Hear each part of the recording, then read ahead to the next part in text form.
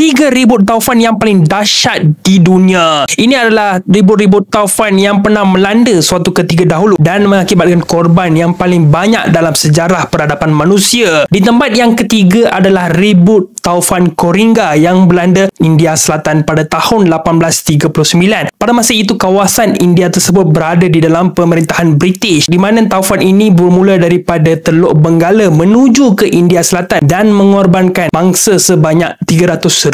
Di tempat yang kedua adalah taufan Haifun yang melanda utara Vietnam pada tahun 1881, mengorbankan lebih daripada 300,000 orang, tidak termasuk dengan mereka yang meninggal disebabkan oleh penyakit dan juga kebuluran. Sangat dahsyat sekali. Di tempat yang pertama ini adalah taufan yang telah pun memberikan kemerdekaan kepada satu negara ini. Yes, taufan ini sangatlah dahsyat sehinggakan penduduk rakyat negara ini memberontak dan juga menginginkan kemerdekaan. Ini adalah taufan bola yang melanda Bangladesh. Bangladesh pada masa itu adalah sebahagian daripada Pakistan yang disebut sebagai Timur Pakistan. Tetapi setelah taufan ini melanda negara itu dan mengorbankan lebih daripada 300,000 ke 500,000 penduduk, ini adalah 3 taufan yang paling dahsyat di dunia. Kalau korang nakkan video macam ni, jangan lupa follow saya, Octoman Fazil.